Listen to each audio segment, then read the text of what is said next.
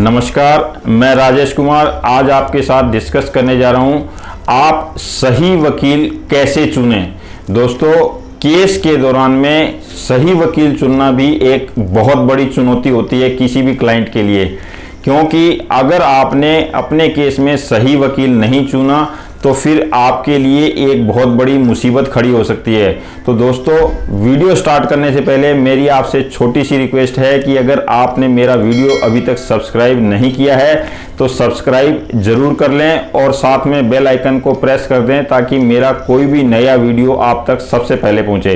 तो चलिए दोस्तों, वीडियो स्टार्ट करते हैं कि आप अपना सही वकील कैसे चुनें। दोस्तों, सही वकील चुनने से पहले आपको अपने केस के बारे में पूरी तरह से जानकारी रखनी बहुत ज़रूरी है। आपको अपने केस के बारे में पूरी तरह से पता होना चाहिए और आपके पास में अपने केस से रिलेटेड सारे डॉक्यूमेंट्स हाथ में होने चाहिए। उसके बाद में दोस्तों, आप जिस भी क्षेत्र में रहते हैं उस क्षेत्र के जो नज़दीक में जो कोर्ट है उस कोर्ट में जाएं आप, और जाके वहाँ पे जो है दो चार दुकानदार जो होते हैं, जो टाइप वाले हैं या फिर कोई चाय वाला है या फिर कोई अन्य दुकानदार जो टाइप फोटोस्टेट वगैरह कर रहा है, उनसे संपर्क साधें और उनसे ये चीज़ पूछें कि इस कोर्ट में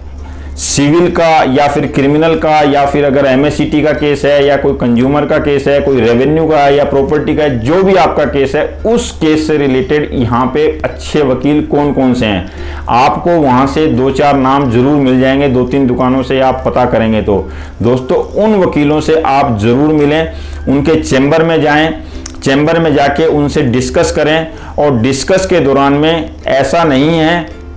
कि आप सीधा उनसे जो है अपने केस के बारे में सारी डिटेल बता दें। आप उनसे अपने केस की बेसिक्स बता दें और बेसिक बताने के बाद में आप उनका व्यूज़ लें, उनके व्यवहार के बारे में देखें, उनकी फीस को स्ट्रक्चर को देखें, उनकी एज को भी देखें, उनके एक्सपीरियंस को भी देखें और उनकी एक्सपर्टाइज को भी देखें। अगर आप ये सारी चीज़ें देखने के बाद में संतुष्ट हो जाते हैं तो एक बार वहाँ से उठकर अपने घर वापस आ जाएं और आने के बाद में आप कंपेयर करें कि आपने दो तीन वकील जिनसे भी मुलाकात की है उनमें से आपको हर दृष्टि से, चाहे वो एज का फैक्टर हो, एक्सपीरियंस का फैक्टर हो, एक्सपर्टाइज का फैक्टर हो, फीस का फैक्टर हो, बिहेवियर का फैक्टर हो या फिर उसके स्ट्रक्चर इंफ्रास्ट्रक्चर का फैक्टर हो, उसके ऑफिस का स्ट्रक्चर का फैक्टर हो, उसके पास में केसेस की संख्या का फैक्टर हो, इस तरह के सारे फैक्टर को आप एक तुलनात्मक अध्ययन करें और तुलनात्मक अध्ययन करने के बाद में आपको जो उनमें सबसे बेस्ट लगता हो आप उसके पास जाकर अपने केस के बारे में सारी डिस्कशन करें। उस केस के दौरान, डिस्कशन के दौरान में भी आप ये चीज़ देखें कि सामने वाला वकील आपकी बात को कितनी तवज्जो दे रहा है, कितने मन से सुन रहा है और उसके बाद में जो चीज़ आप समझाना चाह रहे हैं अपने केस के बारे में वो समझ के आपसे भी कुछ क्वेश्चंस पुट कर रहा है या नहीं कर रहा। अगर इन चीज़ों से आप सेटिस्फाइड हो जाते हैं तो फिर आपका जो नेक्स्ट स्टेप है वो है आपको वकील साहब से उनकी फ़ीस के बारे में पूछना, क्योंकि फ़ीस एक बार आप तय कर लेते हैं तो फिर आपके आगे भविष्य में किसी तरह का कोई डिस्प्यूट क्रिएट नहीं होता।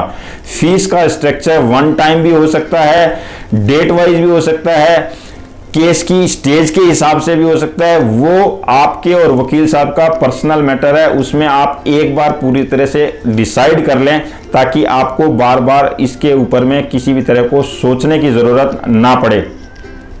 तो किसी भी तरह से अपने केस के बारे में किसी वकील को चुनने से पहले कुछ सावधानियां जरूर बरतें, क्योंकि ये एक दिन का मामला नहीं होता।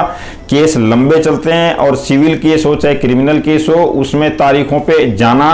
और उसके बाद में अपीयर होना, ये सारी चीज़ें आपको ज़रूर देखनी है। और एक बात मैं ज़रूर बताना चाहूँगा कि आप वकील ज़रूर अच्छा देखें, लेकिन आपको भी पहले अच्छा बनना पड़ेगा। अच्छा बनने से मतलब ये है कि आपको अपने केस की जानकारी होना, अपने केस के प्रति अलर्ट रहना, डेट पे पहुंचना, अपनी गवाही के दौरान पहुंचना, वकील साहब ने आपको जो भी बातें कही है उसको मानना, डॉक्यूमेंट जो प्रोवाइड कराने हैं वो करवाना। यानी आप अपने पार्ट पे भी अगर अच्छे रहेंगे तो फिर वकील के पार्ट पे भी आपके साथ में वकील अच्छा बना रहेगा। लेकिन अगर आप नेग्लिजेंट रहेंगे, आप केस के बारे में पूरी तरह से अलर्ट नहीं रहेंगे तो वकील भी फिर उतनी ही तेजी और मुस्तैदी से काम नहीं कर पाएगा। तो वकील चुनते समय आपको कुछ जो सावधानियां मैंने बताई है वो ज़रूर बरतनी चाहिए ताकि आपको अपने केस में मजबूती के साथ में लड़ने का फायदा मिल सके और आप अपने केस में जीतने की ओर अग्रसर हो सकें। तो दोस्तों ये था आप अच्छा वकील कैसे चुने इस बारे में डिस्कशन। अगले वीडियो में फिर किसी नए टॉपिक के साथ मिलेंगे। अगर मेरा ये वीडियो आपको अच्छा लगा हो तो लाइक शेयर और सब्सक्राइब करना बिल्कुल ना भूलें। नमस्कार, धन्यवाद।